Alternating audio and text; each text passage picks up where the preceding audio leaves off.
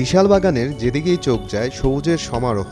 গাছের ডালে থোকায় থোকায় ঝুলছে এক মহৌষধি ফল।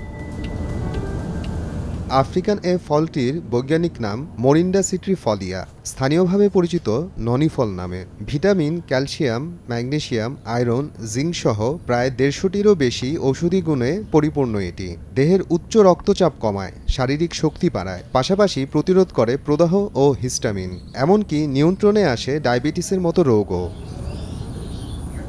টাঙ্গাইলের কালিহাতীর এলেঙ্গা পৌরসভার পংলি উত্তরপাড়া গ্রামে বাবুল হোসেনের ননি ফলের বাগান। বছর চারেক আগে ভেষজ উদ্ভিদ বিষয়ক একটি ভারতীয় কর্মশালায় অংশ নেন তিনি। দেশে ফিরে ১ বিঘা জমিতে গড়ে তোলেন ফলের বাগান। ফলন ভালো হলে দেশজুড়ে ছড়িয়ে পড়ে বাবুল হোসেনের সাফল্য।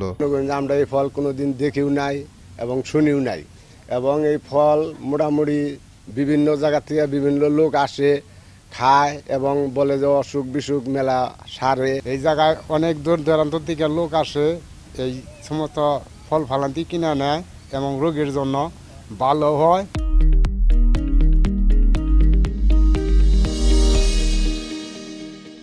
বিভিন্ন খাদ্যদ্রব্য ও ওষুধ প্রস্তুতকারী প্রতিষ্ঠান ননি ফলের রস বোতল ভর্তি করে বাজারজাত করে। খোলা বাজারে ফলটি বিক্রি হয় ১.৫ থেকে ২ হাজার টাকা কেজি দরে।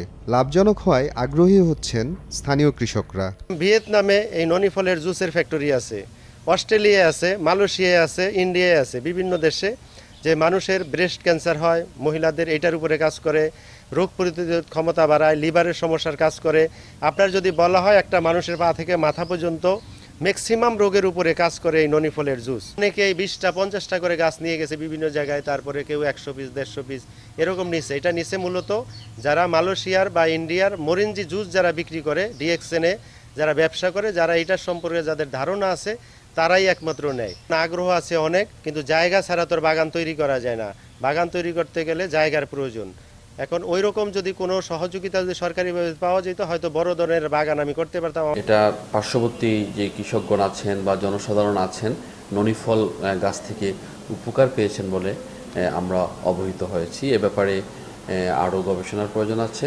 কৃষি সম্প্রসারণ বিভাগও বিষয়টি নজর রাখছে, বিশেষ করে যদি এটি ঔষধি গুণাগুণ সম্পূর্ণ হয়ে থাকে এটি কিভাবে অধিক এলাকায় সম্প্রসারণ করা যায়, এটার চারার কিভাবে সহজলভ্যতা হবে, এই বিষয়গুলো নিয়ে কৃষি সম্প্রসারণ দপ্তরও ব্যাপকভাবে কাজ করছে। ভারতীয়, মালয়েশিয়ান ও আফ্রিকান জাতের প্রায় ৩০০ ননি ফল গাছ রয়েছে বাবুলের বাগানে। সময় সংবাদ, টাঙ্গাইল।